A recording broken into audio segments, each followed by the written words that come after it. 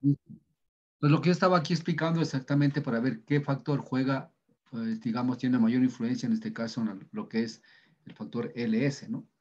Aquí podemos observar lo siguiente, ¿no? En este caso dice para un valor, en este caso, mire, de longitud de la pendiente de 10 y de 600, en este caso, ¿sí? 10 y 600, miren, para una pendiente 10%, el valor de 0,8, prácticamente es aquí. Entonces, para dos longitudes de pendiente diferentes, el valor de la LS va a ser 0,8, ¿no? Y acá algo similar, ¿sí? En este caso, para lo que es valor de 80, tenemos paso 0,12, ¿sí? Y acá tenemos valor, en este caso, del 40%, tenemos aquí estos valores. Entonces, eso queremos ver exactamente cuál es lo que influencia más dentro de eso, podemos darnos cuenta exactamente de eso, ¿no? Entonces, de este abaco podemos utilizar en este caso para calcular lo que es el factor LS. Bien, aquí está indicado eh, el caso, pues hablamos del color rojo y del color, en este caso, del otro color para ver cuál es el resultado. Por lo tanto, dice el factor de inclinación de la pendiente tiene mucha más influencia en la erosión producida por el factor de longitud. ¿Sí? Aquí estamos indicando otro factor, ¿no? Entonces, aquí sería un poco la reflexión, lo que hemos hecho acá, que el factor de inclinación de la pendiente tiene más influencia que el factor de longitud. Listo. Continuamos. Acá, ¿qué es lo que indica en este caso lo que es la inclinación? Aquí estamos hablando, por ejemplo, esta es una ladera. Sí, aquí tenemos una altitud, en este caso un triángulo rectángulo, 19 metros, 10,50, y ese es el 38%. Prácticamente esa sería la inclinación, ¿no es cierto? Y así vamos viendo. Valores acá un 3%, acá 100%, prácticamente es un talud vertical, 1000%, 40% y así sucesivamente 12%. Entonces, esto un poco para indicarles de que los tipos de terrenos que nosotros tenemos, cuál sería más o menos nuestros pendientes que tenemos para poder ver qué es lo que estamos nosotros calculando, ¿sí? Porque a veces nosotros lo que hacemos es ingresar valores en este caso en el ARGIS y directamente calcula y no sabemos qué ha calculado. Lo importante es que ha tenido un bonito gráfico y de pronto comenzado a interpretar sus resultados, pero la realidad de las cosas son estas, ¿no? Que estamos hablando. Continuamos. Aquí tenemos, por ejemplo, claro, aquí esta parte, ya. Ahora utilizando ArcGIS con las mismas fórmulas que indicado anteriormente, aquí, por ejemplo, aquí está lambda, aquí decíamos X, ¿se acuerdan la otra? Y lambda se refería a esta fórmula, ¿no? Es la misma fórmula, M, F y en este caso T. Si esto nosotros ingresamos en el ArcGIS, nosotros calculamos exactamente lo que es el factor LS, el factor LS, ¿sí? Entonces, el factor longitud de la pendiente. Y aquí podemos ver, por ejemplo, y aquí está bien representado, es algo medio similar a lo que es el mapa de pendientes, si ustedes quieren relacionarse un poquito a lo que es, ¿no es cierto? Por ejemplo, es la cuenca del río Daule, ¿sí? Y la parte de café prácticamente es la parte ya casi, parte costa, y es la parte de Santo Domingo, y acá la Toach, toda esa parte es un poco ya laderosa, ¿sí? Parte de acá, ¿sí? Entonces, se da clarito cuenta, digamos, cómo hablamos en este caso, cuál sería la pendiente, en este caso, que tiene en este caso la cuenca, y en este caso el factor LS, ¿sí? Lo mismo podemos aquí también obtener un factor LS promedio de toda la cuenca, ¿no? Toda la cuenca, ¿para qué? Para multiplicar en este caso el factor K, el factor R, el factor L, S en este caso, ¿sí? Ya tendríamos otro factor más para sacar un promedio de esta cuenca, decir muy bien, tanto vale. Podemos obtener, ¿no es cierto? Así mismo, utilizando el mismo allí, nos saque el promedio de esta situación de acá. Son porcentajes y todo lo demás, ¿no? Y lo mismo podemos también trabajar a nivel de subcuenca o microcuenca, calculando en este caso, dando el número de celdas o el valor del tamaño de celda que nos calcule y podemos ir obteniendo y sumando al final todos los valores posibles, ¿sí? Y vamos a ver que tiene una cierta, un poquito de diferencia entre lo que se llama en este caso un modelo global, que sería toda la cuenca, y en este caso un modelo distribuido, que sería trabajar a nivel de microcuencas, en este caso, ¿sí? Bien, entonces también podemos trabajar a nivel de esta situación, en este caso, ya. Luego tenemos en este caso el factor C. Este factor C es más importante, porfa.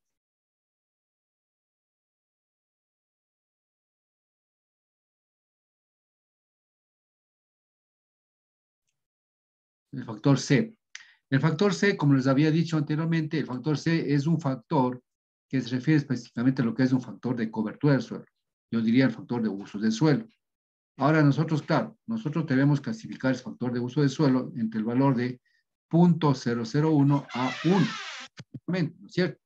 Entonces, primero, ¿qué es lo que hacemos? Vamos a definir exactamente en la cuenca, tenemos que definir los diferentes usos del suelo que se dan, ¿sí? Los diferentes usos del suelo, para eso utilizamos lo que es el mapa de uso del suelo, o a su vez también el mapa que se llama el caso de, ¿cómo es? De cobertura, creo que es un mapa de cobertura vegetal, una cosa. Entonces, vamos a ver qué tipo de cultivos, cómo está la cuenca, etcétera, etcétera, etcétera, ¿sí?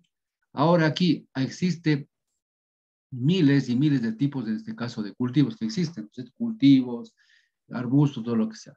Entonces aquí lo que aplicamos es un poco lo que es la asociación. Aquí ya les expliqué nuevamente cómo se asocia, ¿no es cierto? Caso de pastos, pues hay diferentes tipos de pastos y al final asocio como pastos, así sencillamente, ¿sí? Por ejemplo aquí, pastos, esta cosa, ya. Ahora esos valores, la mayor cantidad de valores está dado de dónde? Está dado por Weismeyer, quienes son los investigadores de este método, en este caso de la USDA, ¿sí? Es un método americano, ¿no es cierto? Y ciertos elementos, en este caso ciertos usos del suelo, coinciden con lo que es Weismeyer, otros no coinciden, o sea, tienen diferentes nombres, y lo que hacemos nosotros es asociar a esos nombres, ¿no es cierto? Una, otra. Estos métodos, como ya son universales, entonces hay muchos autores que se han dedicado a hacer el estudio de esto, ya determinar exactamente ya poco lo que nosotros también en América Latina lo tenemos, ¿no es cierto? Entonces, este caso Delgado y Vázquez en 1907 también tienen algunos valores de C, de diferentes tipos de cultivos, en este caso en las cuencas que se han hecho los estudios, ¿no es cierto? No solo estos señores, sino también muchos, ¿no? En el caso yo he tomado de estos señores y adaptados de Weismeyer, exactamente, ¿sí? Entonces, para esto, pues voy determinando, primero lo que hago es poner todo el uso de suelos y al final lo que hago es una asociación. Por ejemplo, si es que aquí está un pasto 1, pasto 2, pasto 3, para mí todo esto es pasto. Así sencillo. Entonces yo digo, esto asocio, en la RGIS digo, son pastos. ¿Sí? Y así voy asociando, ¿no? Cultivos, por ejemplo, maíz, no puede ser el maíz amarillo, blanco, o sea, maíz, maíz, pues al final maíz, maíz, todo. Ya.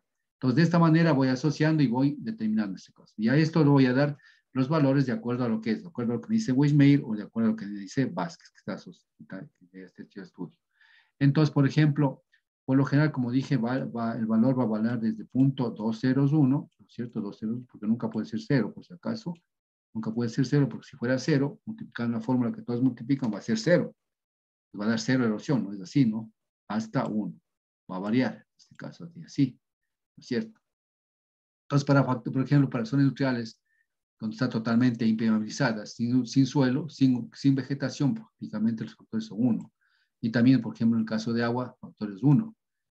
Ustedes pueden imaginarse, ¿no es cierto? Los de acá son de extracción minera, totalmente está sin vegetación, también 1. Y así hay valores, de valores de 1, ¿no?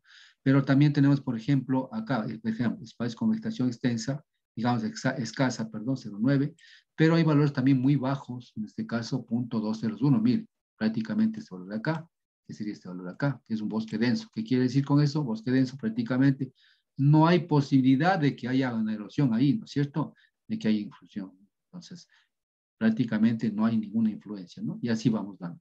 Entonces, en función de eso, estos autores han estimado diferentes valores y lo que se ha tomado es para la cuenca del Daule los diferentes valores correspondientes, ¿sí? Eso les digo, pero prácticamente son cantidad de usos de suelo que se dan y eso implica de que nosotros debemos hacer lo que es la asociación de estos suelos. Y en función de eso, ustedes pueden usar acá, ya tenemos valor de C, se ha determinado exactamente, en este caso, el mapa de vegetación, factor C. Entonces podemos usarse exactamente, tenemos de acá, me parece que son alrededor de unos 30 más o menos usos suelos que están asociados y para cada uno tiene su factor C. ¿Sí? Su factor C, y aquí está el mapa, en este caso, de vegetación, de factor C de la cuenca, y con sus respectivos valores de C acá, ¿sí? Y por supuesto, también aquí puedo hacer, dígame a la GIS, le puedo decir, por favor, hágame el porcentaje y de influencia y por total, y por el área, y por el área total, y me salque el valor de factor C promedio, ¿no es cierto? Y también lo puedo hacer a nivel de microcuenca, es decir, trabajando un poco, y ir comparando los dos métodos para ver cuál, digamos, cómo se ajustan los métodos. Es lo que he hecho, ¿no es cierto? Entonces, consecuentemente, ustedes pueden observar aquí, por ejemplo, cuando es un bosque denso, estamos hablando de este, cuando es una vegetación simplemente rala y un bosque prácticamente seco, ¿no es cierto? Este factor, por ejemplo, va a ser factor casi 0,9, ¿no es cierto? 0,9, un factor 0,8 y el factor prácticamente 0,001, exactamente, más o menos para darse cuenta de lo que estamos tomando en cuenta aquí. Entonces, de esta manera, lo que se obtiene es un factor, en este caso, un valor de C promedio, me parece, no me acuerdo con ese valor, bueno, hay un C promedio que se sacó aquí de la cuenta. Entonces ya tendría factor K, perdón, factor R, factor K, factor LS y factor C, ¿sí? Ahora vamos a ver lo que es el factor P. El factor P está, en este caso, en valores entre 0 y 1. Este sí tiene valores entre 0 y 1.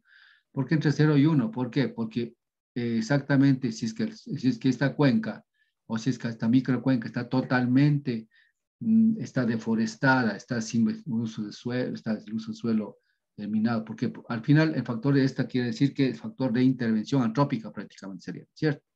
Y quiere decir observamos, por ejemplo, cómo el hombre interviene en la cuenca y cómo ha intervenido, cómo hace sus sembríos, cómo contribuye a la erosión o cómo le mantiene bien la cuenca tratando de que no se erosione la cuenca, ¿cierto? Estamos hablando de erosión de la cuenca, ¿sí? Y este punto de vista es cuál es la forma, en este caso, ¿sí? La forma como el campesino o el agricultor, pues, cultiva en su cuenca, ¿no es cierto? Y una de las formas, por ejemplo, estas, he puesto aquí unas fotos, estas son reales de la cuenca del Daule. Por ejemplo, la gente hace que esto, por ejemplo, miren ustedes, si la curva de nivel está en ese sentido, digamos, en este caso, ¿cierto? ¿Sí? Curva de nivel viene así en este sentido, ¿no? Así viene la curva de nivel. Así, más o menos así, ¿no? Paralelas, así. Y lo que hace es sembrar los surcos en sentido contrario, en este caso perpendicular a la curva de nivel. ¿Qué es lo que está haciendo lo que está es favoreciendo prácticamente al escurrimiento, ¿no es cierto? A la erosión y escurrimiento. Entonces, al llover aquí, estos surcos ayuda, es como especie de canal, ¿a qué? A erosionar y a llevarse todo el cultivo, en este caso, y el sedimento y la tierra que está aquí, ¿hacia dónde? Hacia la parte baja de la quebrada. En este caso, esta quebrada será trasladarse a parte causa principal. Entonces, esta forma de cultivar prácticamente o sea, no existe práctica, no existe práctica. Acá estamos viendo así mismo, acá, una ladera, ¿sí? Y aquí es lo típico de lo que veo en Manabí. Sí, Manabí, parte de Manabí, la cuenca del Daule, y yo tuve que hacer el recorrido. Entonces, miren ustedes, por ejemplo, aquí, esta es una ladera, y si ustedes pueden ver, los surcos están hechos de esta manera. Aquí están los surcos, ¿sí? Así están, ¿sí? Así. ¿Y eso implica de qué? De que todo esto está dejando prácticamente cuando llueva que se erosione y haya un escurrimiento totalmente, en este caso, ya vimos, ¿no es cierto?, escurrimiento laminar, y luego pues zanjas y todo lo demás. Entonces, prácticamente, ¿qué pasa con esto? ¿Sí? Es un factor prácticamente, en este caso, que prácticamente favorece totalmente al escurrimiento, ¿no es cierto?, al escurrimiento. Consecuentemente, ¿qué quiero decir con esto? No existe ninguna práctica de cultivo. Consecuente, es decir, en este caso el valor de P, para mí en este caso va a ser igual a 1, ¿sí? Igual a 1. Porque si hubiera habido una práctica de cultivo, dijera yo que hay prácticamente en este caso que, que nos tenemos 0,5, 0,6, por ejemplo, si es que aquí existe una ladera, y el agricultor está aquí, que lo que estamos viendo esta ladera acá, ¿no es cierto? ¿Qué debería hacer aquí el agricultor, por ejemplo? Aquí debería ser que si quisiera conservar el suelo, conservar su cuenca, ¿qué pasaría? Los surcos deberían ser en este sentido, ¿no? Capaz de que cuando llueva, estos surcos traten de qué? De que el agua se quede aquí y se infiltre y utilice la planta, ¿no es cierto? Y que el agua no vaya hacia acá y no erosione. Sí, sí quisiera. Y si no, también simplemente no intervenir en las laderas para que esto que está cubierto de este bosque que está acá, ¿cierto? Y esto pues para que no haya erosión. ¿Qué está haciendo en este momento? Cuando haya lluvia, todo esto va a erosionar y todo esto se va hacia acá. Si ustedes pueden ver totalmente solo desnudo, pues entonces prácticamente no hay prácticas de cultivo acá, ¿no? Entonces, al menos eso yo vi en toda la cuenca cuando hice el recorrido de 5 días de la cuenca para hacer el estudio. Entonces se tomó la conclusión. Conclusión, para mí el factor P va a ser, en este caso, va a ser igual a 1. Ya, en cuanto a la cuenca del Daule, nosotros prácticamente en el Ecuador tenemos ciertas cuencas que tienen, digamos, prácticas de conservación, pero la mayor parte de cuencas no lo tienen. Bien, entonces en el caso del estudio mío, pues para mí fue el factor 1. Ya. Ahora, cuencas que digamos, tenga factores en este caso tenga, digamos, prácticas de cultivo que se llamaría en este caso, ¿no es cierto? Entonces, aquí también igual tomo de Wismeyer, igual Wismeyer y Smith, estos valores, en este caso de C, digamos de P, que está dado acá, ¿sí? Los de P, que están los de acá, ¿sí? Entonces, ¿qué dice acá, por ejemplo? Dice pendiente del terreno, clasifica más o menos como pendiente del terreno, que está un poco asociado al anterior valor, ¿cierto? Pendiente del terreno, y el cultivo en contorno. ¿Qué quiere decir escaso? Cultivo en contorno quiere decir que lo que se acabe de exactamente, si la pendiente es de esto y el cultivo, o sea, si está, pongamos, una ladera así de esta manera, entonces el cultivo debe ser en contorno, quiere decir así. Pues si está el contorno, en contorno no quiere decir exactamente que no va a producir erosión, pero alguna vez produce erosión, pero tiene, en este caso, tiene una cierta protección, una práctica para no erosionar la cuenca, ¿cierto? En función de qué, del porcentaje, en este caso, la pendiente, en este caso, ¿sí? Entonces, si es que tenemos estas prácticas, entonces aquí están los valores, en este caso, de factor P, 0,5, 0,7, hasta 0,9, que vamos en este caso, ¿sí? Ahora acá, si tenemos cultivos en franjas y de contorno con surcos irrigados, ¿sí? Los cultivos en franjas, igual, entonces tenemos este caso, esos valores de C, ¿sí? Pero para esas pendientes, ¿no? Esas pendientes que está de ese caso, que tomamos en cuenta nosotros y tenemos nuestros valores de C. ¿Sí ven? Cultivos terraceo. Ustedes saben qué es terraceo. Terraceo no es más que subir, digamos, ustedes no sé si han visto las prácticas de los japoneses. Ellos hacen prácticamente unas laderas tan grandes, ¿sí? Hacen pequeñas terrazas, ¿no es cierto? Que lo que ayudan es, en este caso, a sostener el suelo y aquí hacen cultivos, ¿no? Y sostienen el suelo para que no se erosione. Aquí sostienen el suelo para que no se erosione. Entonces, hacen prácticamente, se llama enterraceo. Sí, para igual, estos valores nos da esto de acá. Entonces, estos valores, por ejemplo, ¿dónde tomamos nosotros? Tomamos de este señor. Hicieron una investigación, entonces, esos valores son los que nosotros vamos dando a la cuenca, dependiendo si es que esta cuenca se hacen prácticas de cultivo o no. ¿Sí? Igual para eso tienes que hacer un recorrido, tenemos que definir esos valores de acá. ¿Sí? Muy bien. Entonces, con esto, sí, con esta, bueno, esta tabla es simplemente una muestra, ustedes pueden tener bastantes tablas, por ejemplo, yo tengo el libro de Weismeyer exactamente, ¿no? Weismeyer exactamente para determinar estos valores de acá, ¿sí? Eso es tomado los que yo generalmente trabajo también, pero son valores un poco más generales que me ayudan. A ver, lamentablemente, que yo conozca en los estudios que yo he hecho de esto, no existe prácticamente cuencas en donde haya unas prácticas de cultivo. Y esto tiene mucho la culpa, ¿quién, por ejemplo?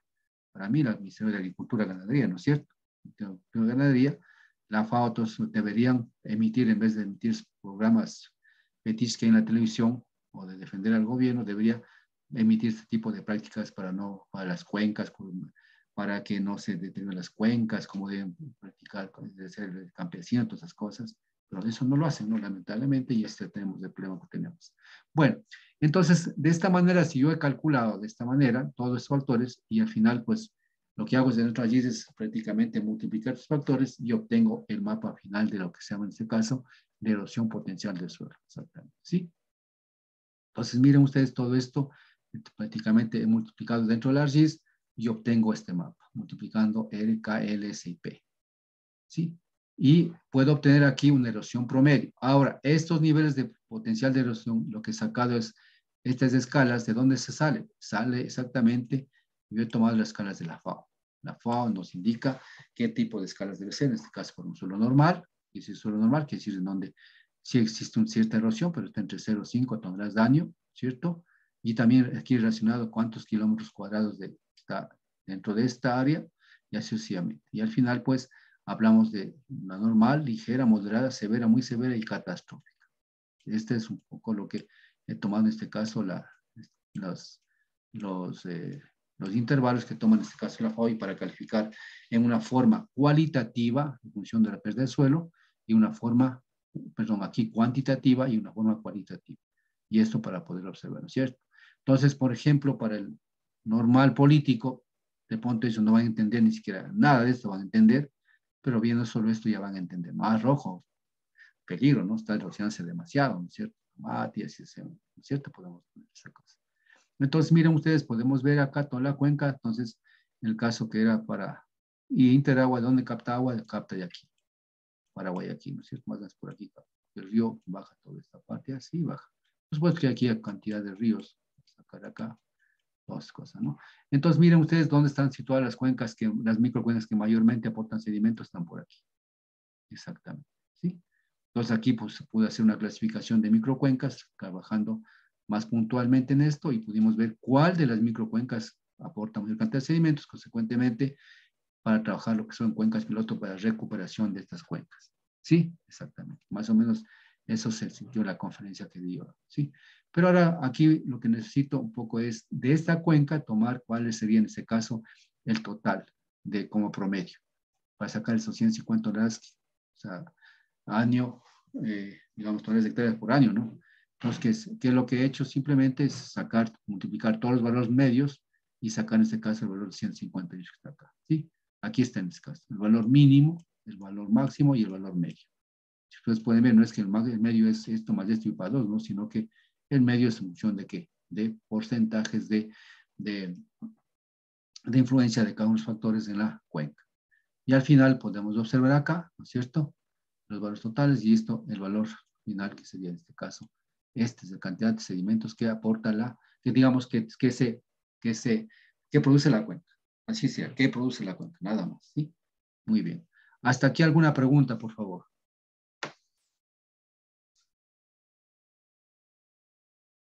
Bueno, esto es parte de los exámenes complexivos que estoy dando también, ¿sí? No quieren hablar. Tienen que hablar. Bueno, aquí un poco para definir este caso. Bueno, aquí no les doy el otro método está, creo que está en el material didáctico que está puesto en la plataforma, ahí está el otro método, ¿sí? Si quieren aprender este otro método, está ahí y está comparado con este método, por si acaso, ¿sí?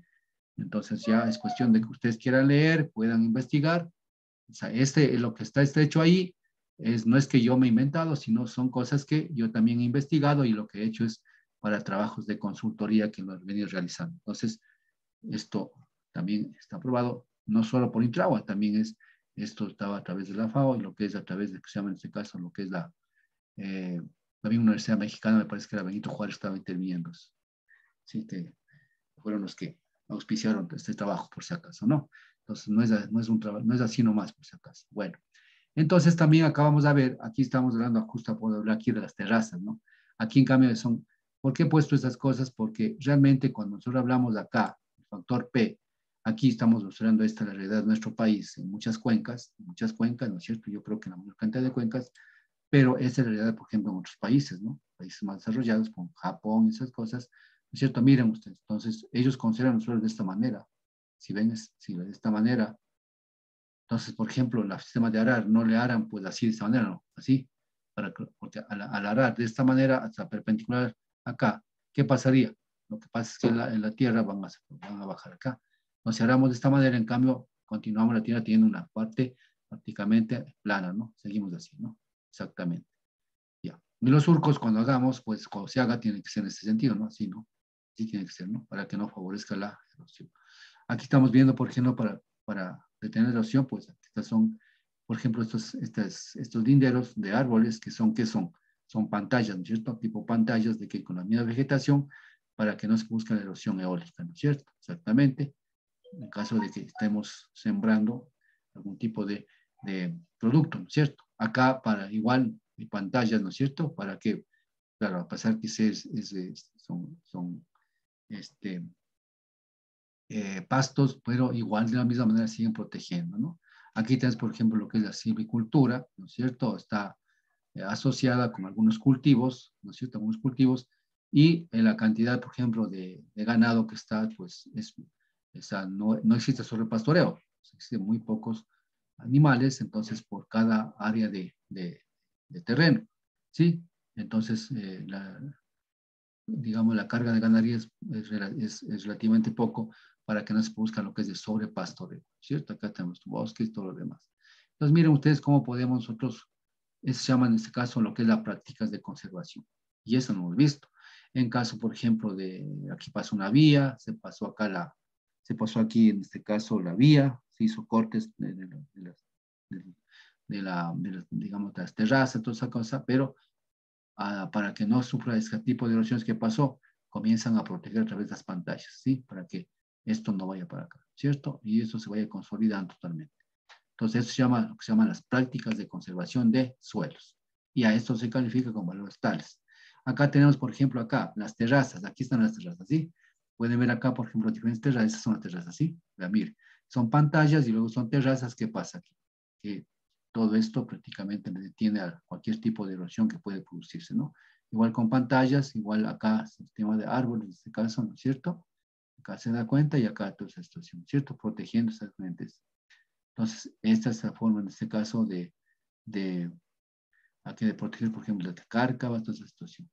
Entonces, es un poquito para que ustedes vean cómo se hace digamos, la situación de la conservación. Bien, entonces, verán, señores, ustedes ya tienen esta situación, ustedes van a hacer, hasta el día, la próxima clase, ustedes van a definir qué tipo de cuenca quieren hacerlo para hacer lo mismo que acabo de explicar esto, ¿sí? Obtener este mapa final. ¿Sí? Van a hacer una investigación de esto, va aplicando la metodología y me van a determinar exactamente este valor de acá. ¿Sí? ¿De acuerdo? Con esto.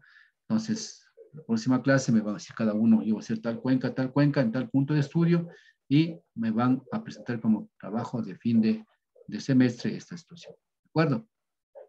A ver, dime, Joao. Profe, una consulta. Tal vez nos podría dar una tutoría con respecto al ARGIS y cómo hacerlo este método en el ARGIS. A ver, no te escuché bien. No sé si nos puede dar una tutoría con respecto al método que estamos viendo, pero con ARGIS, aplicado al ARGIS. Ya, puedo Ya hacerlo para usando la el, próxima clase. La próxima clase ya, puedo hacer. Entonces, el ingreso de las fórmulas de Rayis me dices, ¿no es cierto? Y luego cómo se lo calcula. Eso me dices, no. sí, por favor. Ya, listo, ya. No hay problema.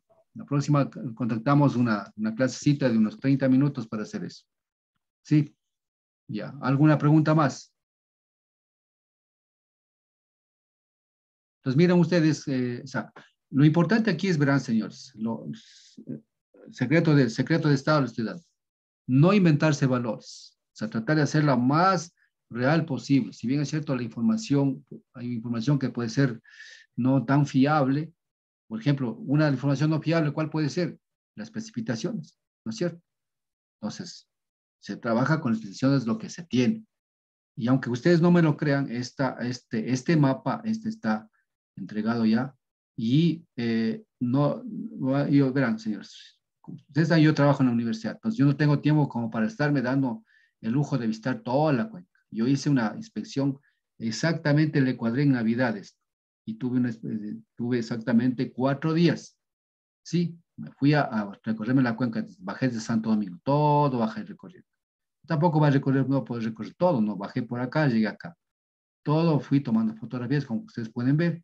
Y exactamente esta parte parece que es Colimes, parece que no llegué a Colimes. Pasé por cerca de Colimes, por aquí. Tengo fotografías como está relacionada esa cosa. Porque eso me ayuda muchísimo a mí a hacer una corrección de un mapa, por ejemplo. Porque yo debo, por ejemplo, porque cuando yo calculo, si bien es cierto, ustedes saben que es matemática, al final es matemática.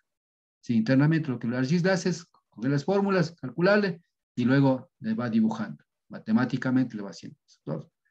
Pero adicional a esto, yo tengo que corregir algún tipo de parte del mapa. ¿Por qué? Porque hay cosas que yo vi en el campo y no puedo, y esto digo, el dato que calculé acá está mal. De pronto, y por ejemplo, utilizado el mapa de la FAO, es un mapa un poco más grueso, ¿no? Porque el mapa de la FAO me parece que está a escala 1/100.000, me parece que está, y bajarme a esta escala de Cuenca pues, es muy mínimo, ¿no? Entonces, pero igual lo hice, no he tomado muestras en ninguna parte, lo que se debe hacer es un muestreo tomando calicatas, como les dije, eso se hace, y yo pedí, pero no había dinero. Dijeron que es lo que tenemos, por favor, con eso háganos, ¿sí? Y cuando se terminó esto, pues exactamente, yo no fui, pero los de Interagua fueron, los de México fueron, y exactamente fueron las cuencas que estaban totalmente, o sea, terminadas, ¿sí? Y bueno, ya saben cuál fue la reacción de caso de la gente, hasta le felicitan un trabajo, ¿no es cierto? Entonces, ¿por qué? Porque la información fue bien validada, la información. Si tienen buena información, resultado es buen resultado. Si tienen mala información, mal resultado. Nada más, acordarás en esa parte acá. ¿Sí? Bien, continuamos. Ahora sí. Entonces, esto ya les dije, ¿no? Entonces, vamos a ver en este caso un poco lo que es la geomorfología, ¿sí? Bueno, aquí no está, pero verán, señores, ustedes van a ver acá, ustedes tienen en sus apuntes, tienen este factor, no, y les voy a explicar acá para terminar esto. Verán, ahora lo que necesitaba, por ejemplo, Intragua, ¿qué necesitaba? Si bien es cierto, está bien, esta erosión, se erosiona esto, ¿y ahora qué? Ya se erosiona ahí. Lo que ellos necesitaban exactamente, si es que esto era el río Daule, necesitaban saber, aquí estaba la boca toma, porque de aquí está Guayaquil, ¿no? De aquí toman y llevan a Guayaquil, para el agua Guayaquil. Ya. Entonces, ¿qué es lo que sucede? Quieren saber cuánta cantidad de estos sedimentos de toda la cuenca llega acá. ¿Cómo lo hago? Ustedes van a ver ahí, tienen en sus apuntes que tienen, digamos, en lo que les digo, en el material didáctico. Para esto, lo que yo calculo es lo que es el CES, lo que tú hablabas en el modelo que tú tienes en el modelo. Me parece que, bueno, CES, igual que es de cuál CES, no me acuerdo cuál es el término, estaba en inglés. ¿Te acuerdas del término, Joao? ¿Sí? Ya, CES es el coeficiente de entrega de sedimentos. Entonces, esta está en función de qué está la función está en función de este caso, entonces, del coeficiente de bifurcación, de BR. Está en función de este BR. ¿Sí?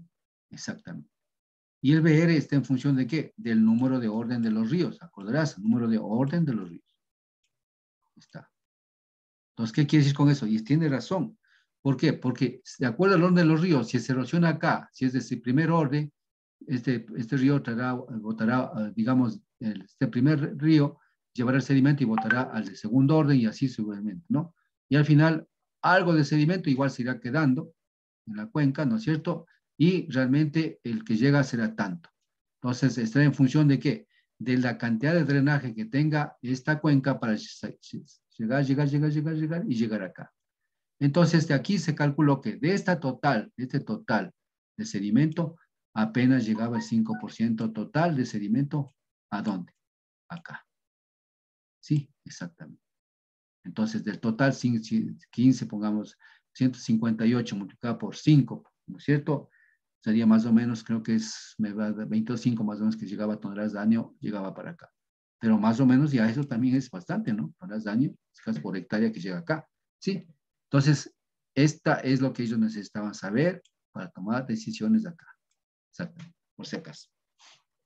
Están en el material táctico. Entonces tienen toda la palabra ya en este caso. En 5 minutos se va la señal y nuevamente regresamos, ¿no? Bueno, vamos a culminar este tema, primer tema, con lo que se llama en este caso lo que es la geomorfología. Esta parte de la geomorfología nos ayuda muchísimo, no nos ayuda, sino ayuda también lo que es el proceso de lo que es la erosión y lo que es sedimentos. Vamos a ver un poquito más, muy rápido, porque esto vieron lo que es en geología, seguramente vieron en geología esto, ¿no es cierto?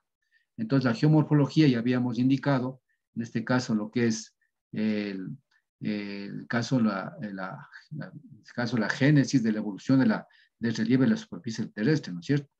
A esto, ¿no? Esto se produjo, ¿qué? Se produjo en miles y millones de años, ¿no es cierto? Todo esto ha ido, y en este caso, para la actualidad, sí repercute en lo que es los procesos erosivos en las cuencas, ¿no es cierto? Entonces hablamos de un caso de un relieve nuevo, maduro y un relieve ya viejo. Si ustedes pueden ir nuevo, prácticamente están montañas, por eso nosotros nos llaman el continente nuevo, América Latina, América, ¿no es cierto? Eol, que significa en este caso ya está maduro, un poco ya maduro, ya tiene un poco a ser ya más consolidado, incluso en los ríos también lo mismo, se llama de la misma manera. Y un continente viejo como el europeo, por ejemplo, si ustedes van a Europa, hay muy pocas montañas, ¿cierto? Muy pocas montañas, la mayor parte es plana, ¿sí?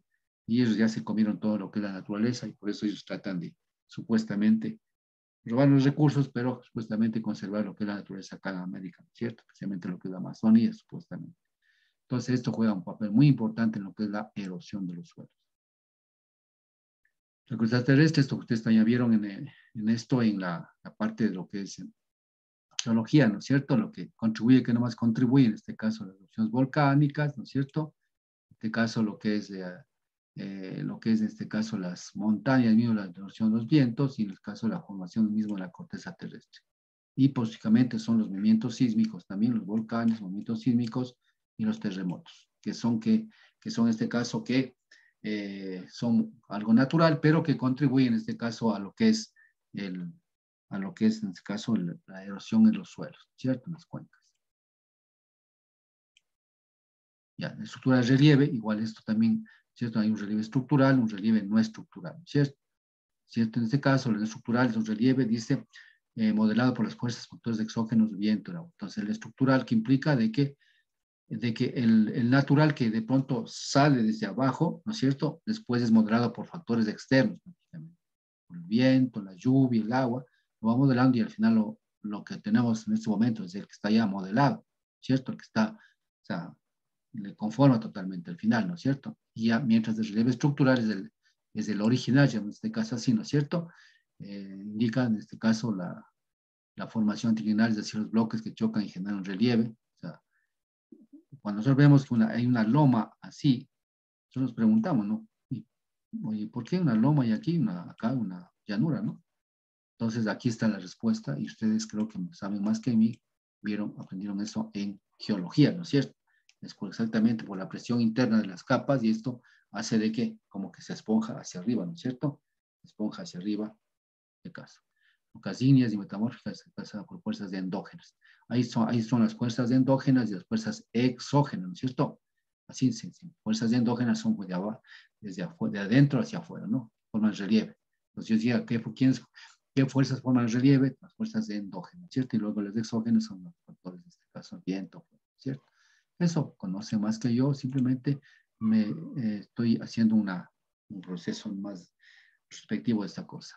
Bueno, aquí la formación de relieve, factores internos, factores externos. Factores internos ya saben lo que son. Factores internos son el vulcanismo, el diastrofismo, la orogénesis, montañas, todos continuos. Sí, al final la formación de las montañas y el relieve nos da estos factores internos. Los factores externos, en cambio, son los que van modelando ya prácticamente la forma como vemos acá arriba, que actúan la meteorización, la cimentación, la erosión, todas esas cosas. ¿Sí? Formas de modelado, estamos observando aquí, ¿no es cierto? Modelado litoral, modelado fluvial. ¿Qué implica fluvial? Que implican las crecientes, implica los vientos, esas cosas, cómo va formando en este caso los ríos, los meandros, todas esas situaciones, ¿cierto? Y en la parte de lo que es del mar, exactamente acá. El modelo cástico, modelado glaciar y modelado eólico. O sea, aquí es por el viento, acá por el glaciar, acá, ¿no es cierto? Tipo rocas y acá el modelo, en este caso el mar. Modelo fluvial, ya podemos ver este caso, hablamos de río, ¿cierto? Errores de inundación, toda esa situación, formas de sedimentación. Características de los valles amplios. Aquí es bastante importante lo que hablaba yo anteriormente, esto. Y aquí está preguntas para los exámenes complexivos que estoy poniendo, ¿ya? Exactamente las características de valles amplios, por qué se dan esos valles amplios. Si ustedes pueden ver el río, por ejemplo, en este momento tenemos así un río, ¿no? Resulta que miren ustedes, el río alguna vez vino hasta acá, vean. ¿Ven acá? Acá vino el río. Y acá también viene el río hasta por acá, ¿verdad? Prácticamente sería hasta aquí, ¿sí? Pero nosotros estamos viendo acá el río, entonces decimos, no, para mí el río está solo aquí. Mentira, miren cómo, estas son las terrazas, ¿no? Que llaman los geólogos, las terrazas. Entonces alguna vez el río llegó acá y hasta llegó acá. Entonces toda esta área se llamaría ¿qué? Sería un área ¿de qué? De divagación a causa del río. Y en la geología les llaman los valles amplios, ¿cierto? En este caso. Entonces yo no me atrevería a hacer un puente aquí, yo que sé, aquí, de aquí a acá para pasar, ¿no? No me atrevería, porque simplemente sé que el río va a venir vuelta por acá, ¿no es cierto? Así de sencillo. Y esto trabajamos a través de lo que es el estudios multitemporales que se puede hacer. Bueno, continuamos. Aquí igual, aquí está más clarito, ¿no es cierto? Justo hablé de